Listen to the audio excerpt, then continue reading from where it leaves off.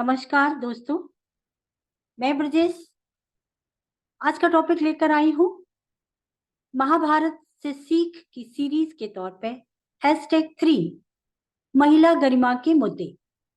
Hastinapur dynasty में महिलाओं को क्या गरिमामय स्थान प्राप्त था या नहीं, और कौन कौन सी महिला पात्र थी, कौन कौन सी राजकुमारी, महारानी, महिला सदस्य थी हस्तिनापुर परिवार में।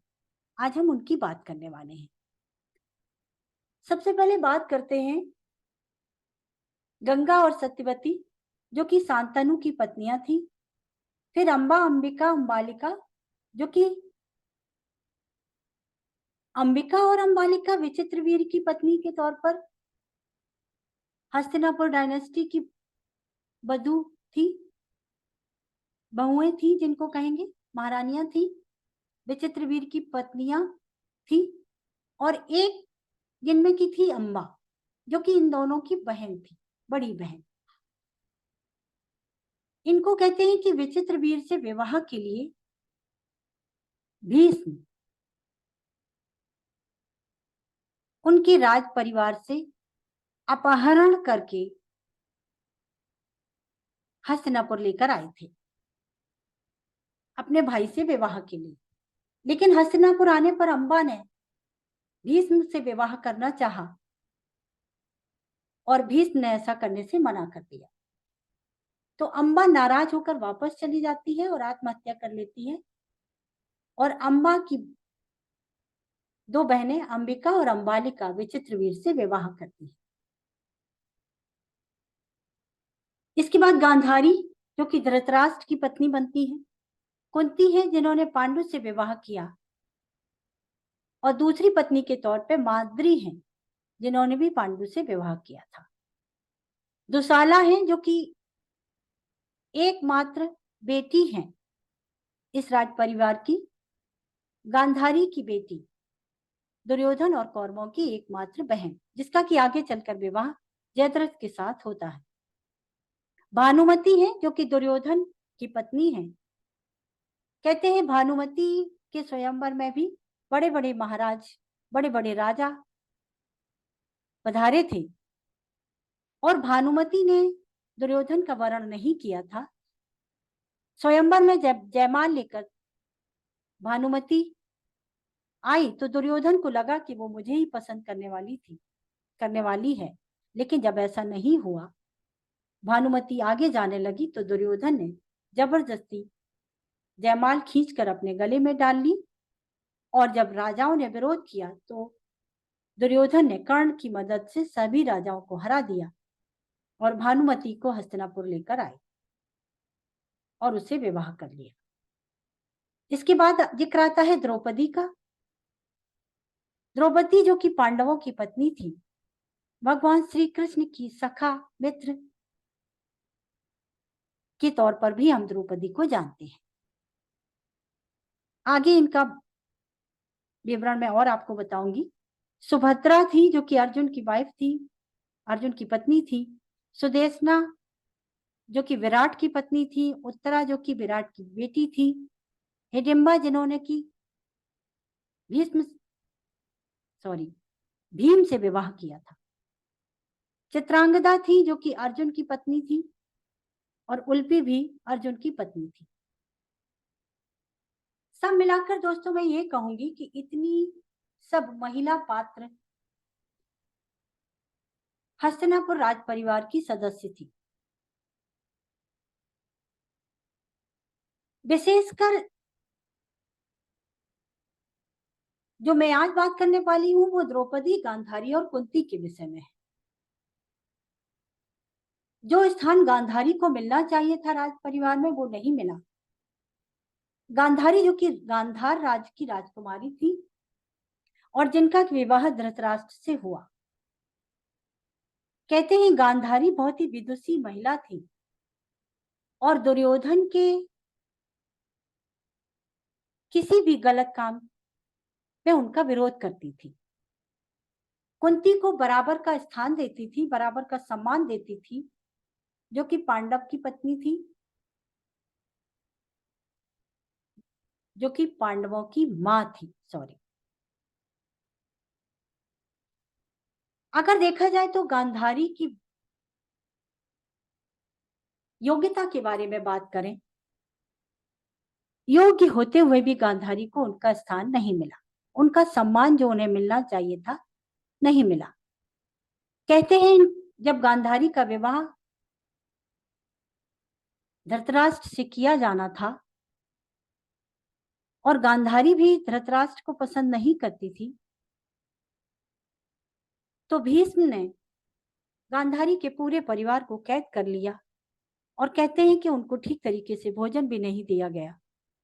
जितने भी सदस्य थे अपना भोजन शकुनी को देते रहे, जिससे कि शकुनी का जीवन बच सका।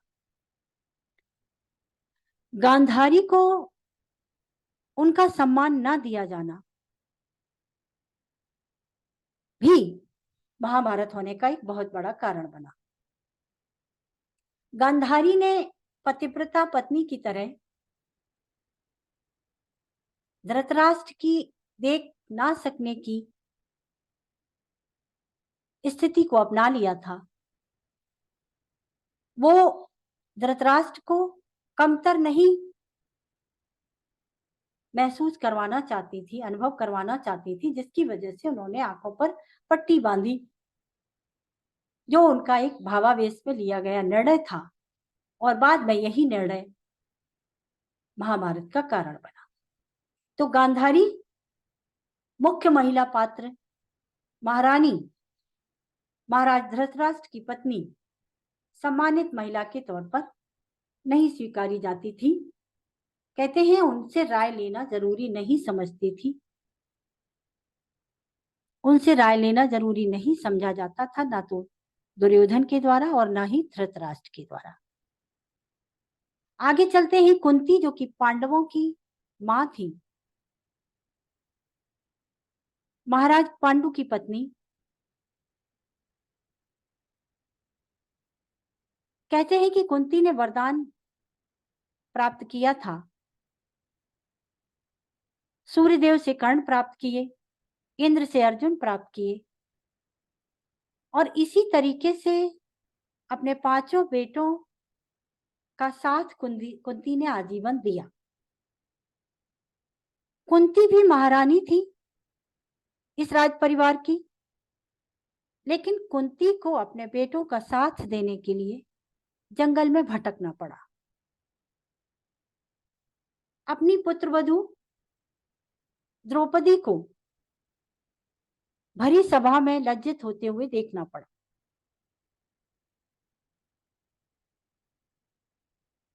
कुंती के बारे में एक बात कहते हैं कि कुंती ने भीष्म की बात को माना, विदुर की बात को माना, हमेशा उनसे राय ली और मुखर तरीके से कभी भी इस राज परिवार के सामने अपने पुत्रों के अधिकार की बात नहीं की। अगर पुत्र जंगल में गए तो वो भी चली गई और जब राज परिवार में वापस आई तो वो भी साथ आई। कहते हैं कि महाभारत हो जाने के बाद जब युद्ध समाप्त हुआ तब भी कुंती, गांधारी, विदुर साथ में रहे। तो कुंती भी महारानी होते हुए भी इस राज परिवार में वो दर्जा हासिल नहीं कर सकी जो कि उनको मिलना चाहिए था।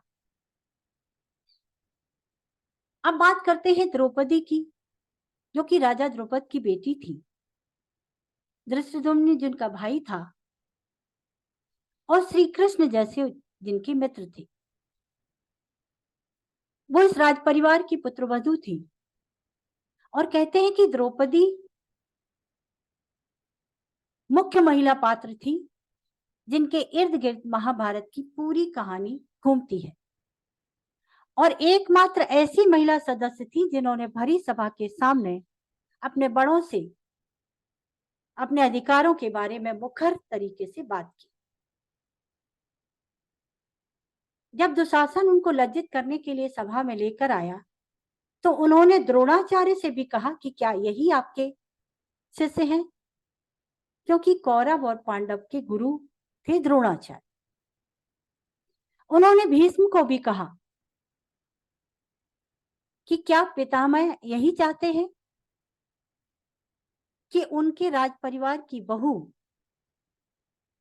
इस तरीके से लज्जित की जाए भरी सभा में। और कहते हैं कि द्रौपदी ने प्रश्न किया था युधिष्ठिर को भी, जब वो उनको सभा में हार गए, कि पहले आप ये हमें बताइए कि अपने आप को आपने पहले हारा था या मुझे दांव पर पहले लगाया था। अगर आप खुद हार गए थे तो मुझे दांव पर लगाने का आपको कोई अधिकार नहीं था। तो द्रौपदी बहुत ही मजबूत, बहुत ही योग्य और सूर्य के समान तेज रखने वाली राजकुमारी थी। लेकिन उनको अपना जीवन हस्तिनापुर में हमेशा समझौते करते हुए बिताना पड़ा। अब समझौते उनको क्यों करने पड़े? जब पांडव विवाह करके द्रौपदी को हस्तिनापुर लेकर आए तो कुंती ने बिना ये देखे कि वो किसको बांटने की बात कर रही हैं, कह दिया कि आपस में बांट लो। और पांडव भी, उन्होंने अपनी माता से सवाल नहीं किया कि आपने ऐसा क्यों कहा। द्रौपदी जो कि एक राजकुमारी है, कोई सामान नहीं है, इसको हम आपस में कैसे बांट सकते हैं। अपनी मां की बात को मान लिया। नतीजा ये हुआ कि द्रौपदी को आजीवन पांचों भाइयों के बीच में सामंजस्य बनाना पड़ा और वो पांचाली कहलाई, 5 पतियों वाली पत्नी, जो कि अपने आप में एक शर्मिंदगी भरा संबोधन था। कोई भी राजकुमारी 5 पांडवों की पत्नी, 5 पतियों की पत्नी कहलाना, सम्मानित होना नहीं महसूस कर सकती। आगे चलकर जयद्रथ, जो कि दुशाला का पति था, बुरी नजर रखता था और द्रौपदी को सारिंद्री बन के घर की नौकरानी का काम करना पड़ा, जहां पर कि कीचक भी उन पर बुरी नजर रखता था। सब मिलाकर मैं ये कहना चाहती हूँ कि भरी सभा में लज्जित की गई, सारिंद्री बन के नौकरानी का काम करना पड़ा, बुरी नजरों का सामना किया जयद्रथ और कीचक जैसे लोगों का। और दुर्योधन और दुशासन पूरे समय द्रौपदी को 5 पांडवों की पत्नी कहकर उपहास करते रहे। देखा जाए तो द्रौपदी एक ऐसे परिवार की पुत्र वधू थी जहां सम्मान उनको मिलना ही चाहिए था, एक पुत्र वधू का। इतने बड़े राज परिवार की पुत्र वधू और इस तरीके से असामान्य, इस तरीके से लज्जित की गई, उसे सामना करना पड़ा आजीवन असम्मान का, भेदभाव का, जो कि हमारे समाज की विडंबना है। हस्तिनापुर समाज की, साम्राज्य की,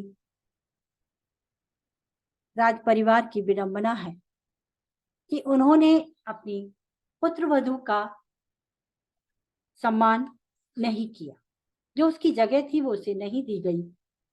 और यही कारण है कि महाभारत हुआ।